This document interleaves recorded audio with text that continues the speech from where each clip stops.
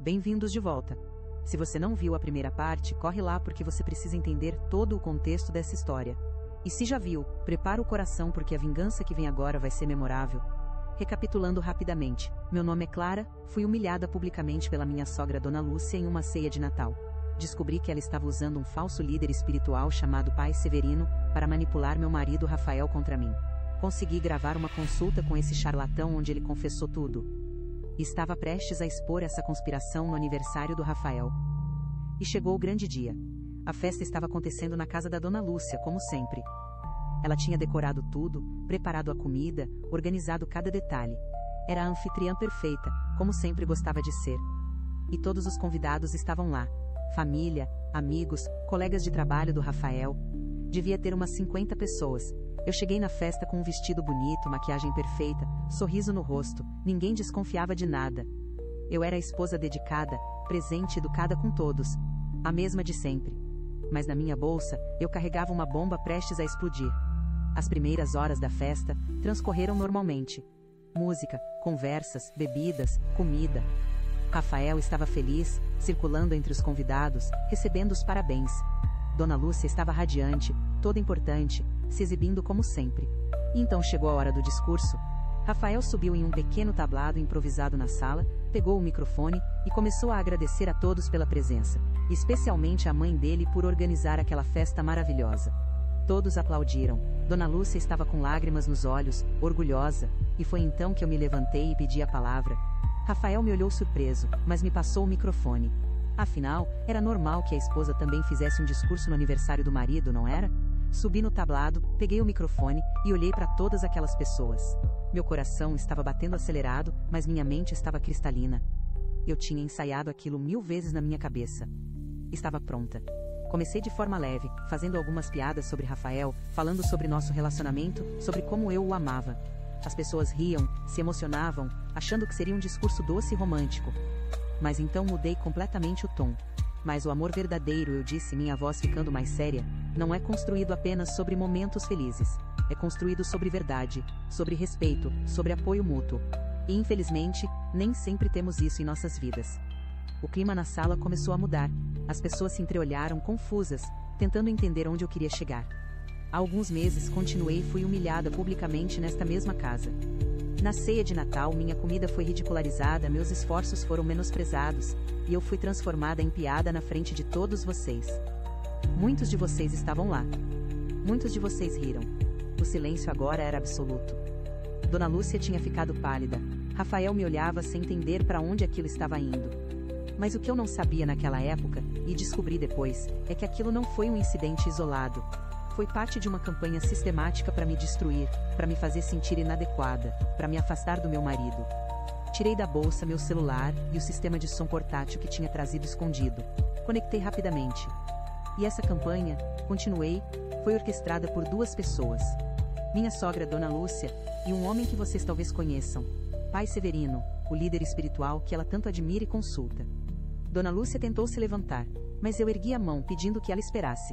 Eu sei que muitos de vocês acreditam em trabalhos espirituais, em guias, em previsões. E eu respeito isso. Mas o que Pai Severino faz não tem nada de espiritual. É manipulação pura. E eu tenho provas. E então, apertei o botão reproduzir. A voz de Pai Severino começou a ecoar pela sala, clara e inconfundível. Primeiro, as partes onde ele falava sobre manipular opiniões, sobre dar aos clientes o que eles queriam ouvir mesmo que não fosse verdade. Depois, a parte onde ele descrevia o caso de uma senhora cliente fiel, que tinha um filho casado com uma mulher problemática, e como ele estava ajudando a abrir os olhos do filho. A descrição era tão específica que não havia dúvidas, estava falando de Dona Lúcia, Rafael e eu.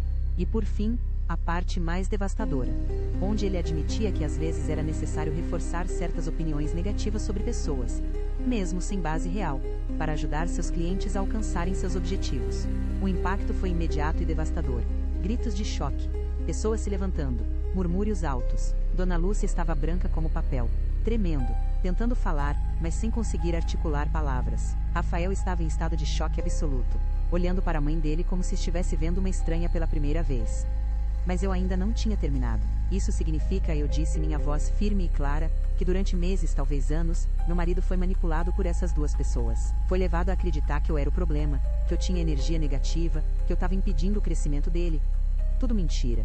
Tudo fabricado por uma mãe possessiva que não consegue aceitar que o filho dela tem uma vida própria. Olhei diretamente para Dona Lúcia, que tinha lágrimas escorrendo pelo rosto. Você diz que me ama como filha, eu continuei, mas na verdade me odeia. Odeia porque eu tirei seu filho de você. Porque eu quebrei essa relação doentia que vocês tinham, e ao invés de aceitar e tentar construir algo saudável, você decidiu me destruir. E olhei para Rafael.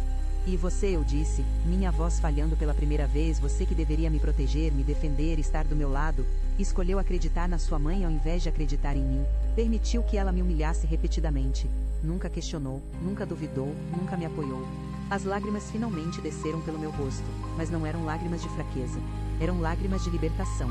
Rafael tentou se aproximar de mim, mas eu recuei. Não, eu disse. Não agora. Você teve meses, anos para me defender. E não fez. Escolheu o caminho mais fácil, que era me culpar, me diminuir, me fazer sentir que eu não era boa o suficiente. A festa tinha se transformado em caos. As pessoas não sabiam se ficavam ou se iam. Alguns parentes começaram a confrontar Dona Lúcia, exigindo explicações. Outros consolavam Rafael, que tinha começado a chorar, finalmente percebendo a extensão da manipulação que tinha sofrido. Dona Lúcia tentou se defender, disse que tinha feito aquilo por amor, que só queria proteger o filho, que eu era a vilã da história. Mas ninguém estava acreditando. As provas eram irrefutáveis. Eu desci do tablado, peguei minha bolsa e me dirigi para a porta. Mas antes de sair, me virei uma última vez.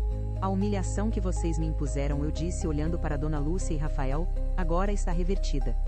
Todos aqui sabem a verdade. Todos aqui viram quem são os verdadeiros manipuladores, os verdadeiros vilões dessa história. E vocês vão ter que viver com isso pelo resto das vidas. E sair daquela casa de cabeça erguida, deixando para trás o caos que tinha criado. Nos dias seguintes, as consequências foram enormes. A história se espalhou rapidamente pela família e pelo círculo social. Dona Lúcia se tornou persona não grata em muitos lugares. As pessoas começaram a evitá-la, a questionar tudo o que ela dizia, a olhar para ela com desconfiança.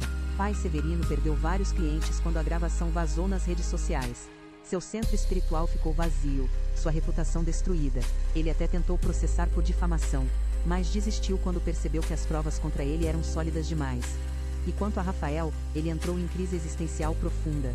Percebeu que tinha sido manipulado durante anos, que tinha tratado a esposa de forma horrível, que tinha escolhido o lado errado repetidamente. Ele me procurou várias vezes, implorando perdão, dizendo que ia fazer terapia, que ia cortar a mãe da vida dele, que faria qualquer coisa para reconquistar minha confiança. E depois de muita reflexão, muitas conversas, muita terapia de casal, eu decidi dar uma chance. Não porque ele merecesse, mas porque eu ainda o amava, e porque percebi que ele também tinha sido vítima de certa forma da manipulação da mãe dele, mas com condições muito claras. Limites rígidos com Dona Lúcia, terapia individual para ele, terapia de casal para nós, e principalmente, que ele sempre, sempre me defendesse, independente de quem estivesse me atacando. E ele concordou, e tem cumprido. Nosso casamento passou por uma reconstrução completa. Foi difícil, doloroso, mas também libertador. Hoje, 2 anos depois, temos um relacionamento muito mais forte, muito mais honesto, muito mais saudável. Rafael cortou drasticamente o contato com Dona Lúcia. Ela não tem mais chave do nosso apartamento, não participa mais das nossas decisões, não opina mais sobre nossas vidas, vemos ela ocasionalmente em datas importantes, mas sempre com limites muito claros. E ela? Bem, ela aprendeu da pior forma possível que manipulação tem consequências. Perdeu a proximidade com o filho, perdeu o respeito da família, perdeu a imagem de mãe perfeita que tanto cultivava. Quanto a mim, essa experiência me transformou completamente. Descobri que sou muito mais forte do que imaginava. Que posso me defender, que posso lutar pelos meus direitos, que não preciso aceitar abuso só para manter a paz. Reconquistei minha autoestima, que tinha sido sistematicamente destruída. Voltei a acreditar em mim, no meu valor, nas minhas capacidades. E essa sensação de libertação é indescritível. A vingança que executei não foi sobre destruir vidas por prazer. Foi sobre revelar a verdade, sobre fazer justiça, sobre mostrar que não se pode manipular e humilhar pessoas sem consequências. E sabe o que é mais engraçado? Dona Lúcia, que tanto dizia que eu tinha energia negativa, que eu era o problema, agora é ela quem carrega toda essa negatividade. O karma existe, meus amigos. E ele é real. Então, se você está passando por uma situação parecida, sendo manipulado, humilhado, diminuído por alguém, lembre-se, você tem poder. Você pode se defender. Você pode revelar a verdade. E você merece respeito. Não aceite ser tratado como menos do que você é. Não permita que pessoas tóxicas controlem sua vida, seu casamento, sua felicidade. Estabeleça limites, lute pelos seus direitos. E se necessário, exponha a verdade, por mais dolorosa que seja, porque a vida sempre reserva um espaço para a verdade, mesmo que às vezes essa verdade demore a vir à tona, e quando ela vem, ela liberta. Se você gostou dessa história de superação e vingança, se ela te inspirou ou te fez refletir, não esquece de se inscrever no canal e ativar as notificações. Toda semana tem histórias novas de pessoas reais que transformaram suas dores em vitórias. Deixa um gostei aqui embaixo e comenta o que você achou. Você acha que eu fiz certo em expor tudo publicamente? Ou deveria ter lidado de forma diferente? Quero saber a opinião de vocês. E lembra, você é mais forte do que imagina. Você merece respeito. E você tem o poder de mudar sua própria história. Obrigada por assistir até o final. Nos vemos no próximo vídeo. Fiquem bem e cuidem-se.